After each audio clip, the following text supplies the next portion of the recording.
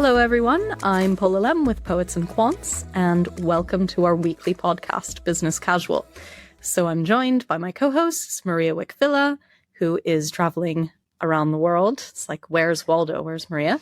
And Caroline Diarte-Edwards, who I think is still in California, but we'll hear about that. So Maria, as you know, is the founder of Applicant Lab. Caroline was head of admissions at INSEAD and is now co-founder of Fortuna Admissions. So we're kind of like a roving cast of characters. I'm in DC this week, partly for a conference on AI, London's home base, by the way, for listeners who don't know, and also visiting some schools around DC. So I was at American University yesterday. I am at Georgetown today, and tomorrow is GW. So all the kind of tour of DC, and Georgetown has been nice enough to let me use their conference room to record the podcast today. So Maria, where in the world are you? I am in Barcelona right now, having a very good time, eating a lot of jamón ibérico, and having a great week. Nice. So DC, I should say, is 95 degrees today. And I honestly thought I would melt into a puddle walking. Georgetown is this huge campus, like 15,000 students. And they very kindly gave me a tour, but we're walking next to the football stadium and there's this black tarp on one side and then pavement and just no airflow. And I genuinely thought I might pass out in the middle of in the walk to the other side of campus. So it is hot and humid here. How is Barcelona today? Barcelona is actually lovely because it's early in the summer, but I grew up in Baltimore, and so I know how those humid mid-Atlantic summers can get. So I don't envy you from a weather perspective, although the Georgetown campus is gorgeous, so that's lovely. Yeah. And Caroline, you're back at home. I am in the Bay Area. Yeah, it's actually pretty warm today. I think it's about 90 degrees outside, but it doesn't get humid here, so it makes a big difference. And it usually cools off a lot at night, which is nice. Oh, yeah. The fog, the evening fog. Exactly. Nice. The marine layer. So today we will be talking about a few things. So I might be sort of going off script a little bit, partly because I had a little bit less time to write detailed notes today. So we'll see how this goes. But we have so we've got our main topic today, which is philanthropy. But before that, I've got some odds and ends to ask you about off of our website. So one little thing that I noticed was we recently had this story talking with some admissions advice, actually from Fortuna Admissions again. And specifically, there was a little bit in there about Columbia University has this optional essay section, which I'm sure a lot of schools have. And that says, if you wish to provide further information, a brief explanation of any areas of concern about your academic record or personal history, this doesn't need to be a formal essay. Submit some bullet points here, basically. So we haven't talked about that specifically, so I thought I'd just ask briefly. So first off, Caroline, how many schools do this, and when should you take advantage? Most schools offer a free text field where you can provide additional information, and it can be very useful because the applications are, of course, very structured and ask very specific questions, and sometimes there's just something that is relevant to your candidacy, which doesn't fit in elsewhere. And so that is the opportunity to provide that information. It's often a space to address something that might be a concern. So, for example, perhaps the candidate has not done particularly well on the GMAT or the GRE, and they want to offer an explanation about that, or perhaps their GPA wasn't fantastic and they want to offer some context of what was going on during their undergraduate years. Or perhaps they have an unusual choice of recommender and they want to explain that. And perhaps they want to explain why they don't have their current boss as their recommender. So, for example, I was just working with a candidate this morning who is using that optional essay to talk about why he hasn't asked his current boss for a recommendation, because he's actually going through a process right now. He's up for promotion and he just doesn't want that to come into the discussion, which is understandable. So those are quite common topics to address in that optional essay.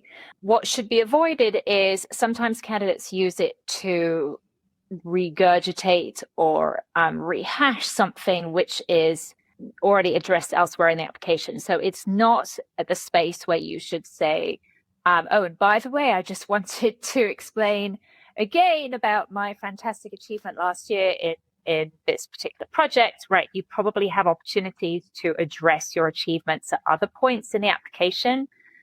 So don't use it as an overflow. And it's always challenging getting your points across in the application, because you will have limited word count. And so the temptation can be to use that optional space as overflow, because you haven't been able to sort of cut things down in the other sections according to the required word count. So just avoid that temptation, because that can be quite irritating for file readers. You just need to show good judgment in how you use that space and edit yourself very, very carefully, and just use it to address something that needs to be said. Sometimes you can use it to bring in something else that is a positive aspect of your candidacy, right? So not just explaining some concern, you maybe do have something additional to highlight. So in some cases, for example, it may be that beyond your day job, you have a side business, and perhaps you haven't been able to bring that into another part of your application. It doesn't fit in other parts of the application. So that could be a space where you could bring that in, for example. And it's also absolutely fine to leave that space blank. If you do not have something additional to say, just leave it blank. The file reader will thank you for that, because sometimes candidates just feel like, oh, well, there's another 200 words and I should just say something because I have the opportunity to. And it's quite apparent when it's just sort of used as filler. And that's extra work for your file reader. So they will thank you for not just using the space with extra material for the sake of it. So it's perfectly acceptable, and it's good judgment to leave it blank if you do not have something extra to say. Okay, so not just dire cases of I had an extremely bad thing happen and that's why you're seeing this disaster on my GMAT score or whatever. So Maria, any sense of what portion of candidates use this? I mean, we've heard, it can be for something negative, also something positive. I don't have an official, off the top of my head, I'd estimate maybe a third of candidates probably use it, maybe even up to a half.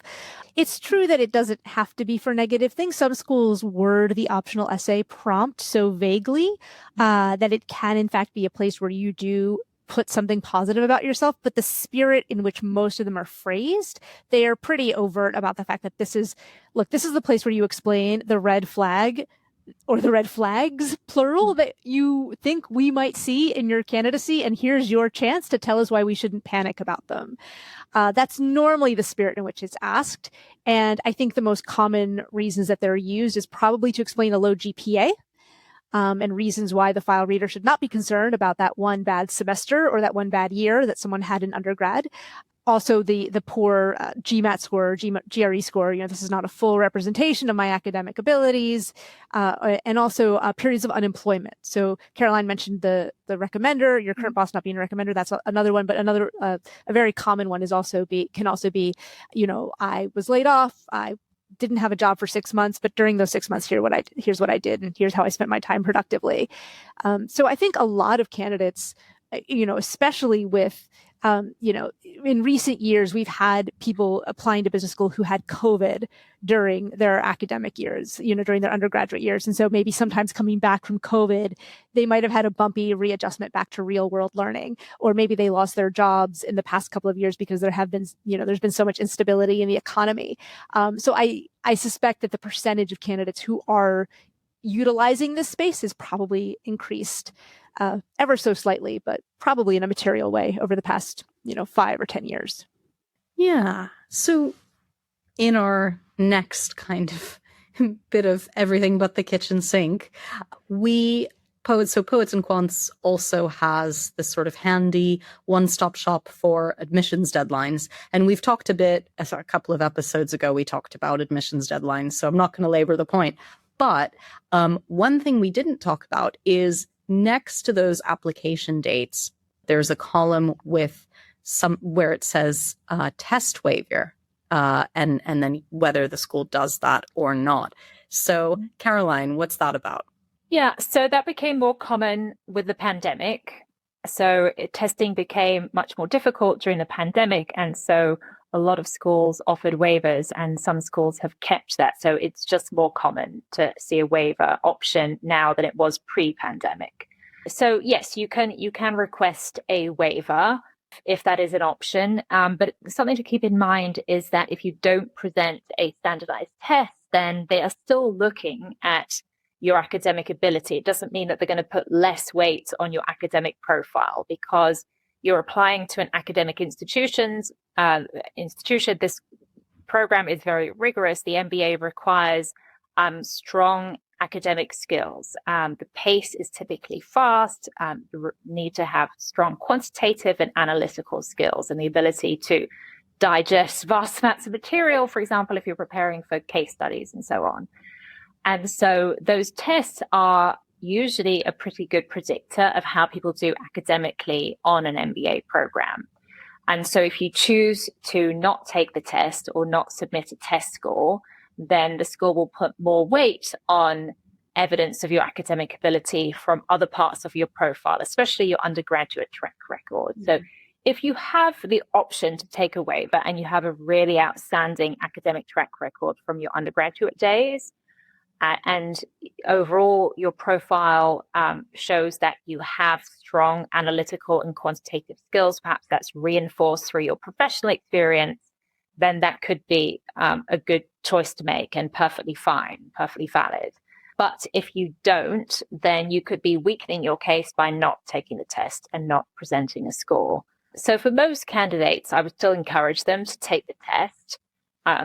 If you are able to take the test, if you're able to get a score that is around at least the average for the program or even above, then that will often strengthen your case because it is a common data point that schools see across applications. And when they're evaluating a diverse pool, of course, people are coming from all different educational institutions, all different academic backgrounds, as well as, of course, different professional backgrounds. So the standardized test can be quite a useful data point in that it is one thing that people have in common. So you should make a strategic choice about whether you decide to go that route or not. I guess if you're motivated enough to go to a top business school, you're probably going to be motivated enough to take this test and, bang your head against a wall and spend hours and hours studying for it. So might as well go the full mile. Yeah, Maria, obviously many of the schools don't offer waivers, we should say. But if you're kind of being a clever applicant, would you maybe choose schools that do? Are you with Caroline on this? Kind of do it if you can, sort of, as in submit the test if you can. Oh, absolutely. Having a stronger test, if you have a strong test score, you should absolutely submit it. I think the people who make the most use of the waivers are folks who are quote unquote bad test takers. And so for whatever reason, they, that multiple choice appears in front of them and they freeze. And so their test score really does not show their true academic capability. For years since the school started these during the pandemic, Caroline has heard me make this quip multiple times. But so now, Paula, now you get to be inducted into one of the Maria quips, and that is that test optional does not mean brain optional. So if you are going to go with a test waiver, you just have to realize that the burden of proof is now that much heavier on your undergraduate record, as Caroline mentioned. And I do think it makes it harder to get accepted. And if you do get accepted with one, it makes it harder to get a scholarship, I believe, because you're not really bringing that higher test score to the school and helping boost up their average. We have seen, I think, fewer and fewer schools offer test waivers in the wake of the pandemic now, hopefully in our rearview mirror, hopefully forever. Because now, back then it was like, oh, the test center is closed and what am I supposed to do? And that excuse is now less and less relevant. So, and also I think, we're definitely seeing it, at least in the undergraduate space as well. Many undergraduate colleges that were test optional are quickly reverting soon to revert back. I think Yale recently announced that they're requiring tests. And I think Duke hinted at it for undergrad. So we're seeing it in the MBA space as well. So I think, if you're thinking of applying in a couple of years and you're holding out hope that test optional will still be in play, I would not make that a foundation of my application strategy. I don't think you can count on that sticking around for too much longer. Okay, one more question on this in case there is a waiver. So say I'm an undergraduate student, I graduated with honors, but maybe my GPA was a 3.8 or a 3.9, some struggles early in freshman year, but then things got a lot better going along. And so, overall good, really bad freshman year sociology class. How is that profile going to play? And then let me add one more into the theoretical, which is hate mathematics, will get a terrible test score. Don't want to take the test. So should I go for the waiver? Well, so if you hate math and you don't have a lot of quant in your undergraduate track record, or you have quant courses where your scores aren't fantastic, then I think it's going to be a problem if you then also present your candidacy without a GMAT or a GRE. Because just the quantitative part is really critical for business school. You're going to have core courses where that's absolutely a requirement, and those students are going to struggle in the classroom. So perhaps the MBA isn't the best option for that candidate. Well, good. You're reinforcing my theoretical, I've got to say, was totally based on me. So you're reinforcing the idea that maybe business school wasn't the way to go. Glad to hear that, Maria. No, I agree with Caroline. And I'd even add that the candidate like that would not be granted the waiver in all, I would be shocked if they're granted the waiver, because the idea behind the waiver is you're saying, look at this amazing, grade that I got in, multivariable calculus, diffie-Qs, advanced statistics, econometrics in college, right? You're presenting data to offset the lack of the test score. And the test score isn't just for general academic prowess, but it is very much focused on the quantitative aspect. In fact, I believe that some of the schools in their waiver application, they actually say, please list out every class you've taken, calculus or above, for example, or please list out very explicitly your quantitative background. So, just applying for the waiver doesn't mean that you are granted the waiver. You can sometimes, in many cases, you apply for the waiver prior to submitting your application, and you need to be prepared, if you don't have a strong quantitative background, for the school to come back and say, no, we're not granting you the waiver. You must submit a score with your application, or we're not going to consider you. So yeah, but if anything, Paula, the good news is that because these standardized tests are in fact standardized, the standardized test is an opportunity for someone with a background like the one you described, the one that is coincidentally very hypothetical. Yeah, that is very hypothetical. That's your chance. I feel that for folks like this, the standardized test is a gift, because this is your chance to show that, look, maybe I didn't take calculus or econometrics in college, but I can hold my own quantitatively with the people who were engineers and finance majors. And that's the gift that the test score gives you. You do have to study for that test score, unfortunately. But it does show you, look, if you get a high percentile score on the quantitative version, sociology, schmociology, who cares? I'll be able to come into your classroom and I'm going to totally rock it. And so, in fact, if anything, it's your chance to prove to them that you are absolutely going to do a great job in their program. Great.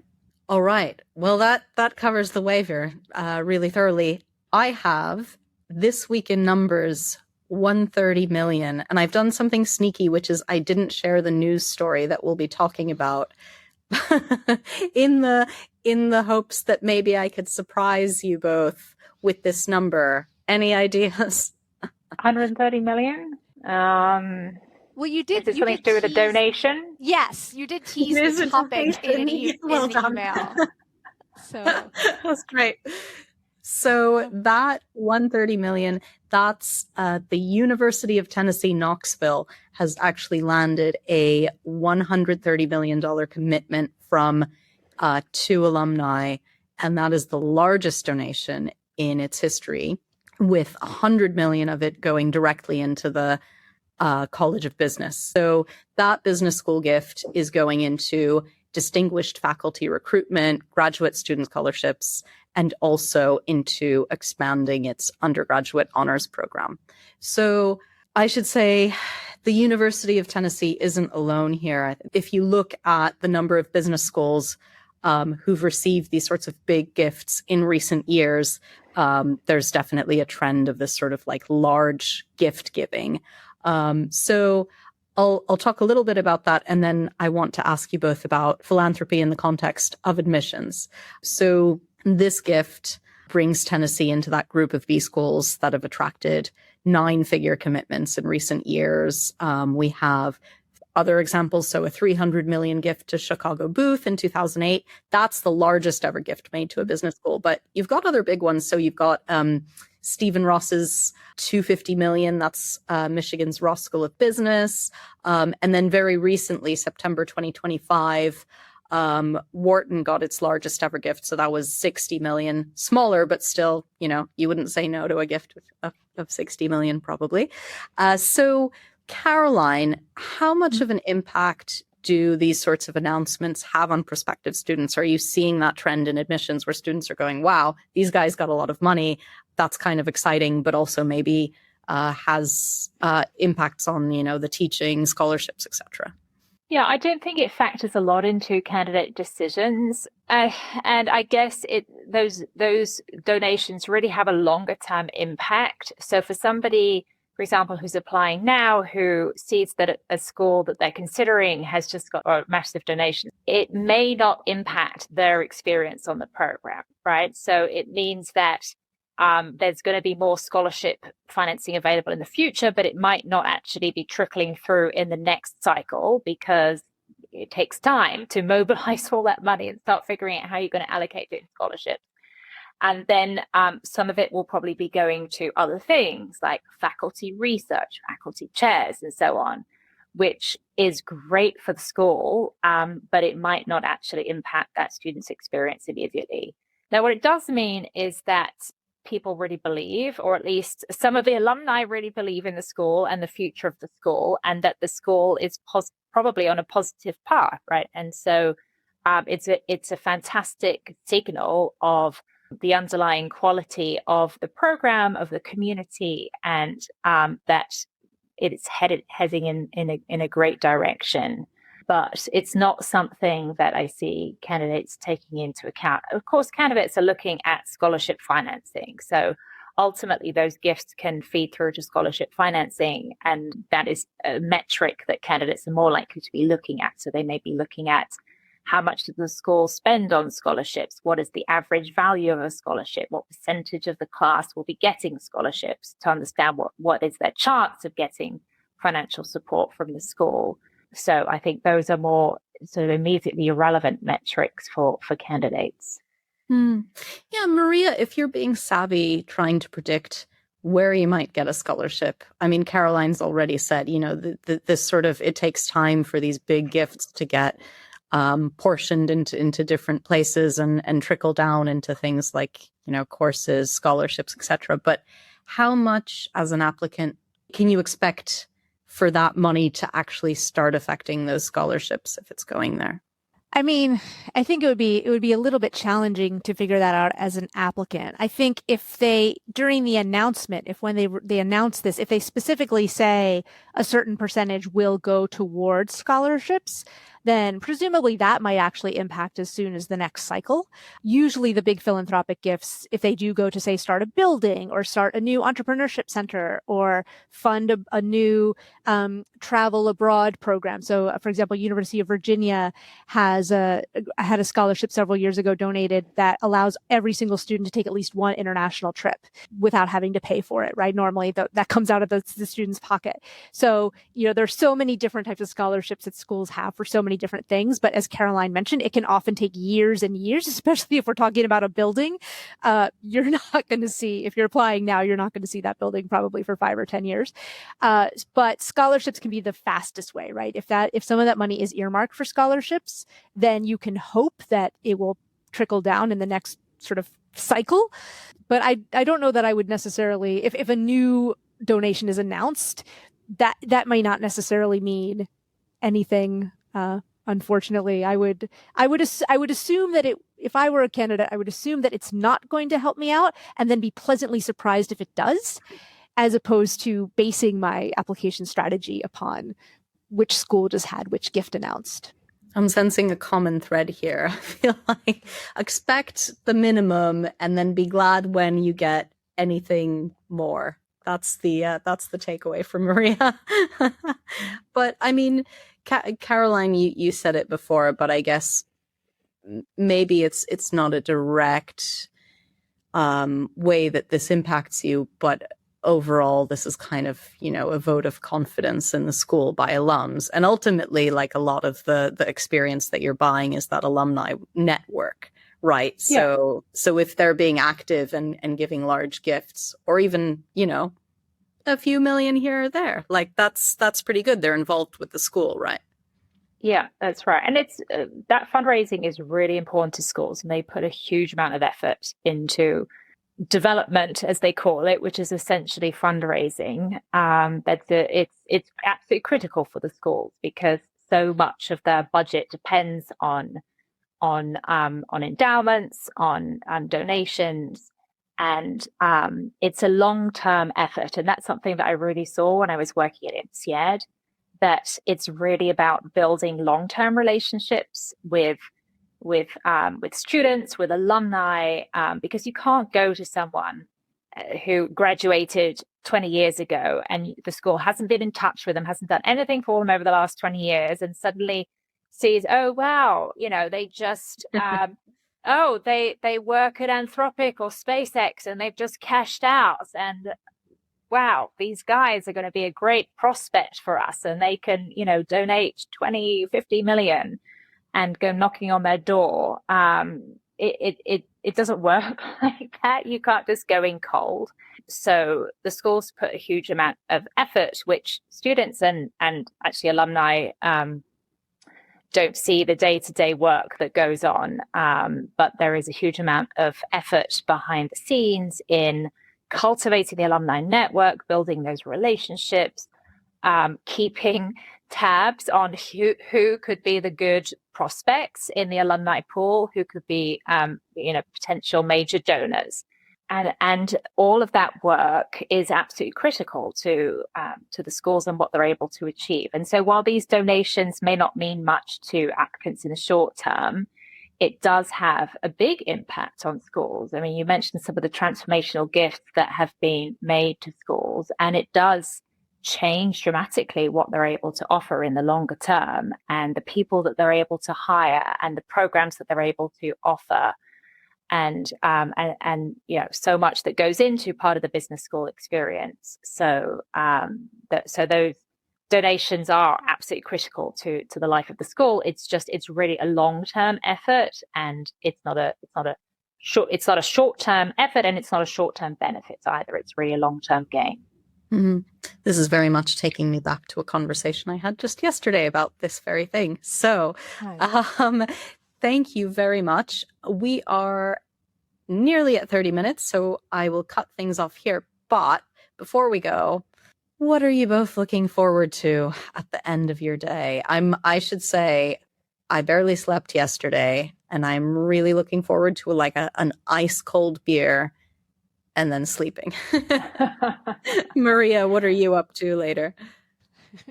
I think Caroline and I are both big fans of sleeping, so we're with you. I mean, you're never going to hear me be like, sleep, ew, gross. Who needs that? No, I still have another week in Spain, so who knows what curtain will be behind me next week, guys? It depends on the hotel. Living tango. Maria's going to show up with a fan and the tangos. Some glass of castanets. sangria. And so we should do instead of drunk history, we should do drunk podcast one week. No, actually, we shouldn't do that. That's a terrible idea. Don't listen to me at all. I'm a bad influence. Caroline? Feel free, Maria. Just free, yeah. I was going to say, Maria.